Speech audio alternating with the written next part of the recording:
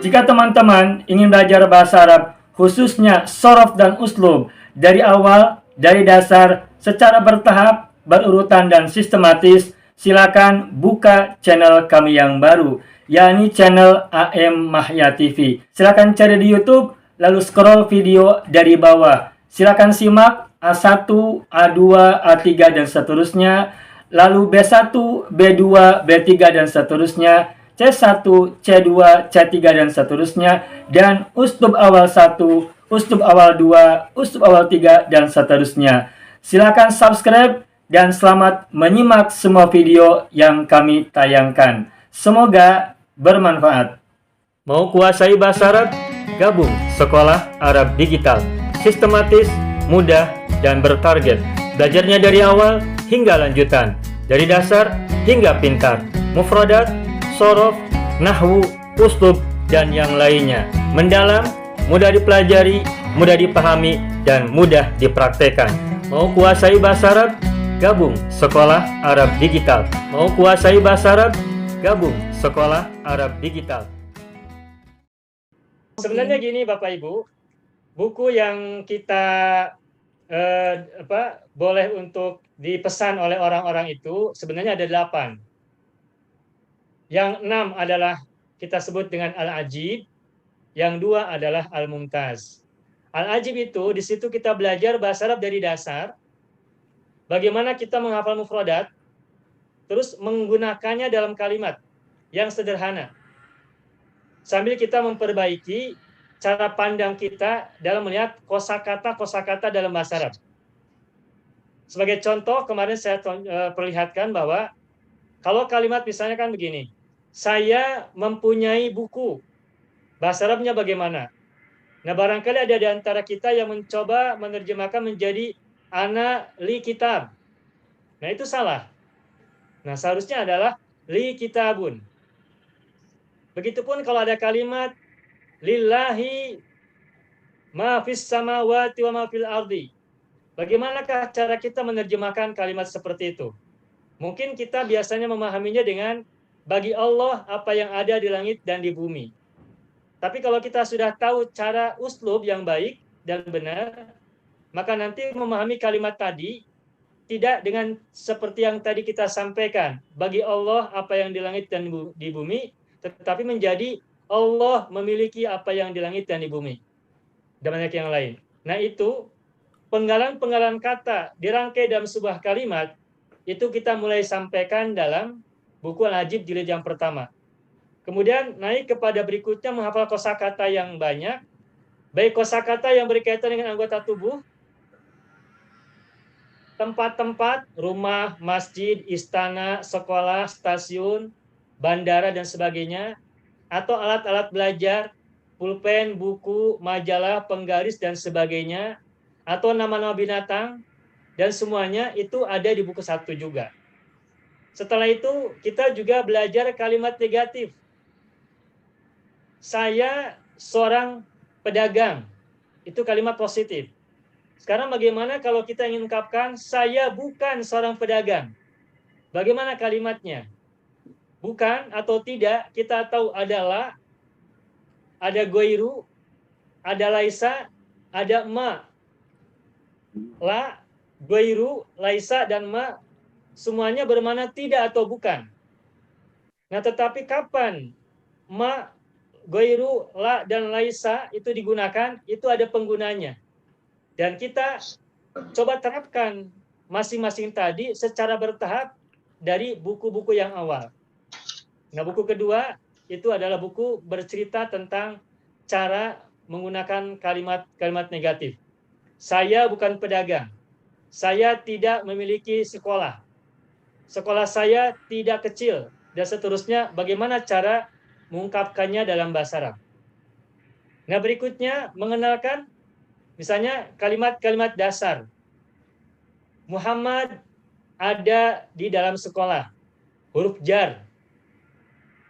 Nah, bagaimana menggunakan huruf jar yang baik dan benar, itu kita juga ajarkan secara bertahap, lebih kepada praktek dan fungsi penerapannya dalam kalimat. Nah, buku yang keempat ini, yang Ibu pegang ini, Shorof ini adalah buku yang keempat, khusus pelajaran shorof. Dan belajar ini bisa terpisah dari buku-buku yang sebelumnya. Belajar shorof ini bisa terpisah dari buku 1, 2, dan 3, bisa terpisah. Tidak harus berurutan dari pertama, 2, dan 3, tapi bisa langsung ini terpisah. Nah, cuma nanti buku kelima harus belajar yang pertama, buku pertama, buku kedua, dan ketiga dulu. Tapi kalau shorof itu bisa terpisah.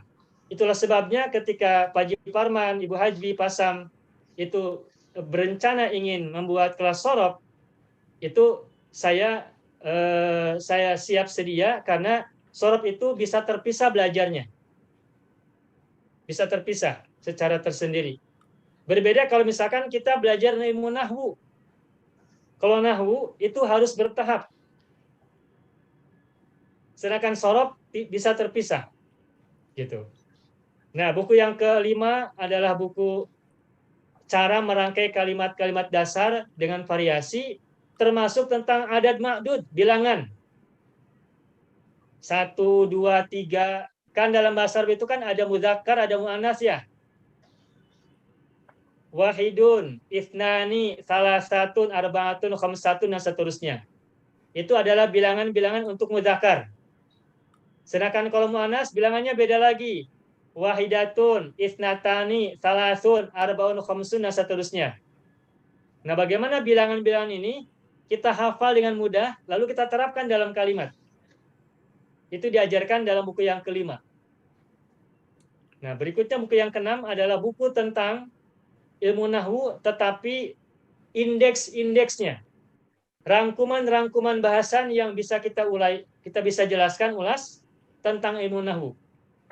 Huruf nafi apa saja, huruf atop apa saja, huruf istinaf apa saja, huruf jar apa saja, huruf taukid apa saja, dibahas dalam buku yang keenam.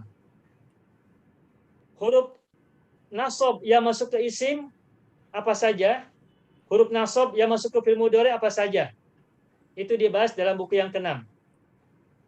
Nah, buku yang ketujuh dan kedelapan adalah buku yang bahas tentang uslub. Yang ini buku tentang uslub. Cara merangkai kalimat menurut orang-orang Arab. Makanya di sini kita temukan banyak cerita yang ditulis oleh orang Arab, dan kita belajar dari teks-teks ini, dari naskah-naskah ini, bagaimana kita bisa mengikuti mereka dalam membuat kalimat bahasa Arab secara benar dan secara fusha. Gitu. Nah, akan tetapi ini semua harus dipelajari dari awal kalau untuk uslub. Nah, akan tetapi kabar gembira buat kita semuanya, insya Allah nanti ketika kita belajar shorof ini, kita akan gunakan pendekatan kinestetik. Tubuh kita jadikan media belajar buat kita. Kita punya dua tangan, kanan dan kiri. Nah, oleh kita, dua tangan kanan dan kiri ini dijadikan teman untuk belajar bahasa Arab. Sehingga meskipun kita tidak punya teman untuk belajar bersama, tapi dengan adanya dua tangan yang kita punya, dua tangan ini bisa kita jadikan teman untuk membantu kita belajar bahasa Arab dan melancarkannya. Dan tangan kanan itu kita jadikan sebagai mudzakkar, kata-kata laki-laki. Dan tangan kiri kita jadikan sebagai mu'annas, kata-kata yang bermakna perempuan. Satu jari kita gunakan untuk satu, tunggal, mufrad. Dua jari untuk kata-kata yang bermakna dual, musanna. Dan semua jari kita gunakan untuk kata-kata yang bermakna jamak atau plural. Begitupun yang kiri. Makanya nanti ketika kita latihan shorof, ini nanti tangan kita akan berlatih, kita gunakan untuk belajar shorof dengan lebih aplikatif dan lebih berkesan. Kalau kita belajar shorof dengan dibantu oleh tangan kita, maka kita terasa punya teman dalam belajar. Kita tidak sendirian. gitu. Itu Pak, maaf, itu Ibu. Sebagai jawaban yang pertama. Ya, terima kasih Ustaz. Banyak video yang terdapat dalam channel Arabia TV ini, baik bahasan tentang mufradat, sorof tasrif, nahwu maupun uslub, bahkan semua bahasan yang terdapat dalam program pembelajaran khusus kami, yakni program Sekolah Arab Digital, adalah bahasan-bahasan yang terdapat dalam buku yang kami buat ini, yakni 6 jilid buku Al-Ajib dan 2 jilid buku Al-Mumtaz. Semuanya ada 8 jilid. Sudah banyak penyimak channel Arabia TV yang menghubungi kami lewat WA, memesan dan membeli satu paket buku Al-Ajib dan Al-Mumtaz yang kami buat. Oleh karena itu, jika teman-teman ingin memesan dan membeli satu paket 8 jilid buku yang kami buat ini, silakan hubungi nomor WA yang ada di bawah ini. Semoga buku-buku ini bermanfaat sehingga kita sambil melihat video juga bisa sambil menyimak buku ajar yang kami buat. Semoga bermanfaat.